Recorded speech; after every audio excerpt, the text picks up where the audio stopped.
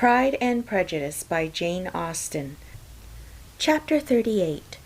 On Saturday morning, Elizabeth and Mr. Collins met for breakfast a few minutes before the others appeared, and he took the opportunity of paying the parting civilities which he deemed indispensably necessary. "I know not, Miss Elizabeth," said he, "whether Mrs. Collins has yet expressed her sense of your kindness in coming to us, but I am very certain you will not leave the house without receiving her thanks for it. The favor of your company has been much felt, I assure you. We know how little there is to tempt anyone in our humble abode, our plain manner of living, our small rooms and few domestics, and the little we see of the world must make Hunsford extremely dull to a young lady like yourself, but I hope you will believe us grateful for the condescension, and that we have done everything in our power to prevent your spending your time unpleasantly." Elizabeth was eager with her thanks and assurances of happiness. She had spent 6 weeks with great enjoyment, and the pleasure of being with Charlotte and the kind attentions she had received must make her feel the obliged. Mr. Collins was gratified, and with more smiling solemnity replied, "It gives me great pleasure to hear that you have passed your time not disagreeably. We have certainly done our best, and most fortunately having it in our power to introduce you to very superior society, and from our connections with Rosings, the frequent means of varying the humble home scene, I think we may flatter ourselves that your Hunsford visit cannot have been entirely irksome. Our situation with regard to Lady Catherine's family is indeed the sort of extraordinary advantage and blessing which few can boast. You see on what a footing we are. You see how continually we are engaged there. In truth, I must acknowledge that with all the disadvantages of this humble parsonage, I should not think anyone abiding in it an object of compassion, while they are sharers of our intimacy at Rosings." Words were insufficient for the elevation of his feelings, and he was obliged to walk about the room while Elizabeth tried to unite civility and truth in a few short sentences. "You may in fact carry a very favorable report of us into Hertfordshire, my dear cousin. I flatter myself at least that you will be able to do so. Lady Catherine's great attentions to Mrs. Collins you have been a daily witness of, and altogether I trust it does not appear that your friend has drawn an unfortunate, but on this point it will be as well to be silent. Only let me assure you, my dear Elizabeth, that I can from my heart most cordially wish you equal felicity in marriage. My dear Charlotte and I have but one mind and one way of thinking. There is in everything a most remarkable resemblance of character and ideas between us. We seem to have been designed for each other." Elizabeth could safely say that it was a great happiness where that was the case, and with equal sincerity could add that she firmly believed and rejoiced in his domestic comforts. She was not sorry, however, to have the recital of them interrupted by the lady from whom they sprang. Poor Charlotte! It was melancholy to leave her to such society. But she had chosen it with her eyes open, and though evidently regretting that her visitors were to go, she did not seem to ask for compassion. Her home and her housekeeping, her parish and her poultry, and all their dependent concerns had not yet lost their charms. At length the chaise arrived. The trunks were fastened on, the parcels placed within, and it was pronounced to be ready. After an affectionate parting between the friends, Elizabeth was attended to the carriage by Mr. Collins, and as they walked down the garden he was commissioning her with his best respects to all her family, not forgetting his thanks for the kindness he had received at Longbourn in the winter, and his compliments to Mr. and Mrs. Gardiner, though unknown. He then handed her in. Maria followed, and the door was on the point of being closed, when he suddenly reminded them, with some consternation, that they had hitherto forgotten to leave any messages for the ladies at Rosings. But, he added, you will of course wish to have your humble respects delivered to them, with your grateful thanks for their kindness to you while you have been here. Elizabeth made no objection. The door was then allowed to be shut, and the carriage drove off. "Good gracious!" cried Maria after a few minutes' silence. "It seems but a day or two since we first came, and yet how many things have happened!" "A great many indeed," said her companion with a sigh. "We have dined 9 times at Rosings, besides drinking tea there twice. How much I shall have to tell!" Elizabeth added privately, "and how much I shall have to conceal." Their journey was performed without much conversation or any alarm, and within 4 hours of their leaving Hunsford, they reached Mr. Gardiner's house, where they were to remain a few days. Jane looked well, and Elizabeth had little opportunity of studying her spirits amidst the various engagements which the kindness of her aunt had reserved for them.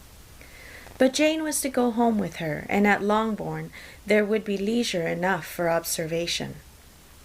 It was not without an effort, meanwhile, that she could wait even for Longbourn before she told her sister of Mr. Darcy's proposals.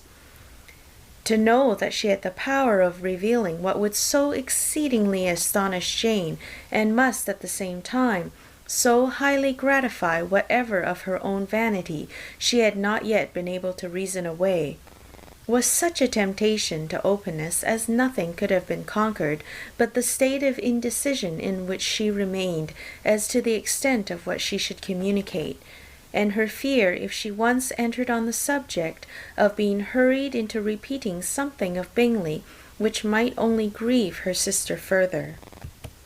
End of Chapter 38. Chapter 39.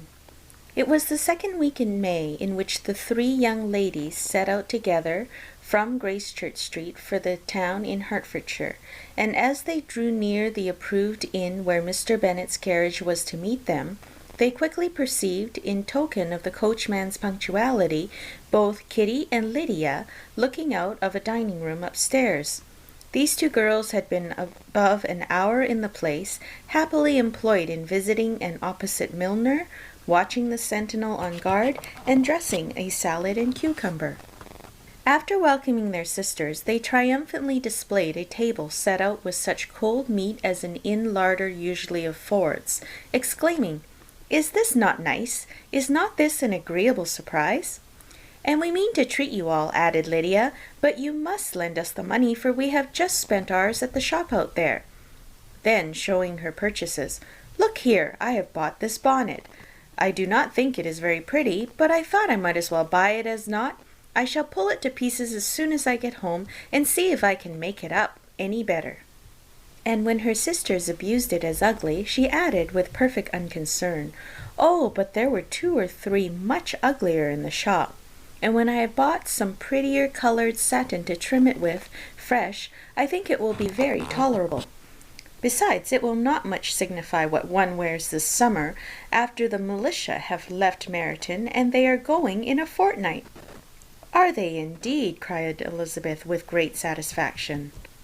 "They are going to be encamped near Brighton, and I do so want papa to take us there for the summer. It would be such a delicious scheme, and I dare say would cost hardly anything at all. Mamma would like to go too, of all things. Only think what a miserable summer else we shall have." Yes, thought Elizabeth, that would be a delightful scheme indeed, and completely do for us at once. Good heaven!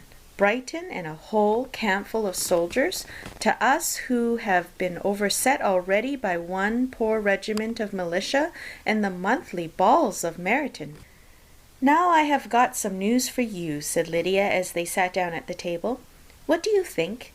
It is excellent news, capital news, and about a certain person we all like." Jane and Elizabeth looked at each other, and the waiter was told he need not stay. Lydia laughed and said, "Aye, that is just like your formality and discretion. You thought the waiter must not hear, as if he cared. I dared say he often hears worse things said than what I am going to say.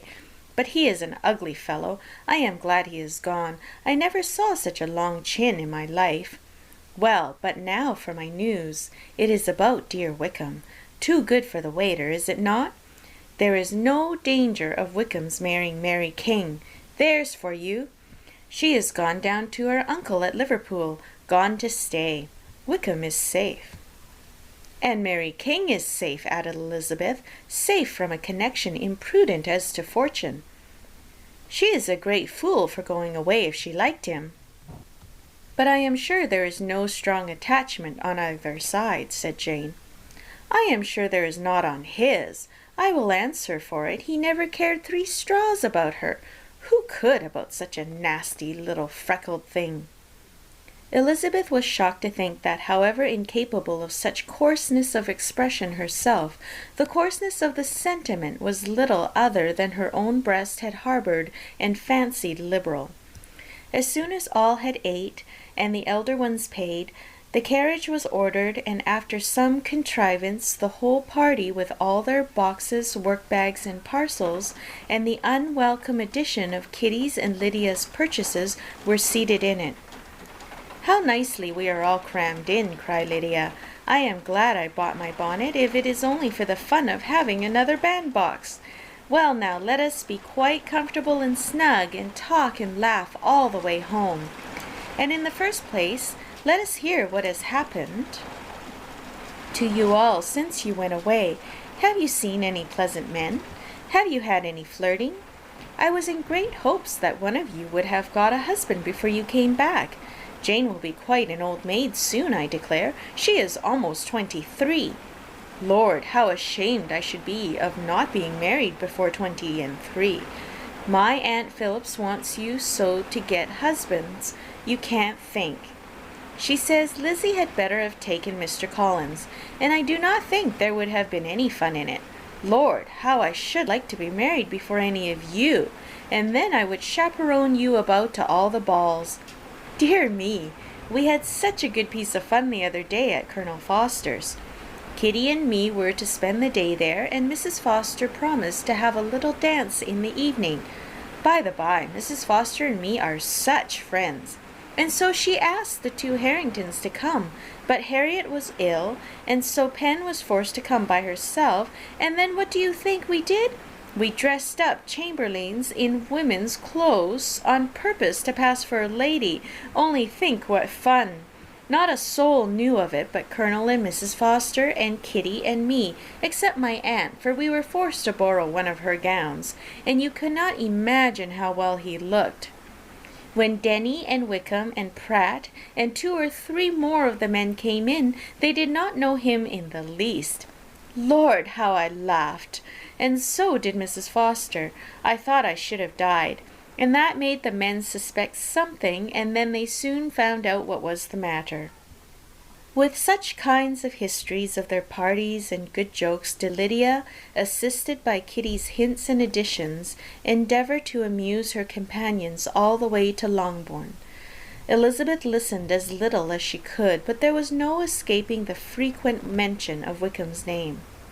The reception at home was most kind. Mrs. Bennet rejoiced to see Jane in undiminished beauty, and more than once during dinner did Mr. Bennet say voluntarily to Elizabeth, "I am glad you are back, Lizzie." Their party in the dining-room was large, for almost all the Lucases came to meet Maria and hear the news, and various were the subjects that occupied them. Lady Lucas was inquiring of Maria after the welfare and poultry of her eldest daughter. Mrs. Bennet was doubly engaged, on one hand collecting an account of the present fashions from Jane, who sat way below her, and on the other retailing them all to the younger Lucases. And Lydia, in a voice louder than any other person's, was enumerating the various pleasures of the morning to anybody who would hear her. "Oh, Mary," said she, "I wish you had gone with us, for we had such fun. As we went along, Kitty and I drew up the blinds and pretended there was nobody in the coach, and I should have gone so all the way if Kitty had not been sick, and when we got to the George I do think we behaved very handsomely, for we treated the other three with the nicest cold luncheon in the world. And if you would have gone, we would have treated you too. And then when we came away, it was such fun. I thought we never should have got into the coach. I was ready to die of laughter. And then we were so merry all the way home. We talked and laughed so loud that anybody might have heard us 10 miles off. To this Mary very gravely replied, "Far be it from me, my dear sister, to depreciate such pleasures. They would doubtless be congenial with the generality of female minds, but I confess they would have no charms for me. I should infinitely prefer a book." But all of this answer Lydia heard not a word. She seldom listened to anybody for more than half a minute, and never attended to Mary at all. In the afternoon Lydia was urgent with the rest of the girls to walk to Meryton and to see how everybody went on. But Elizabeth steadily opposed the scheme. It should not be said that the Miss Bennets could not be home half a day before they were in pursuit of the officers. There was another reason too for her opposition. She dreaded seeing Mr. Wickham again, and was resolved to avoid it as long as possible. The comfort to her of the regiment's approaching removal was indeed beyond expression. In a fortnight they were to go, and once gone she hoped there could be nothing more to plague her on his account. She had not been many hours at home before she found that the Brighton scheme, of which Lydia had given them a hint at the inn, was under frequent discussion between her parents. Elizabeth saw directly that her father had not the smallest intention of yielding, but his answers were at the same time so vague and equivocal that her mother, though often disheartened, had never yet despaired of succeeding at the last. End of chapter 39.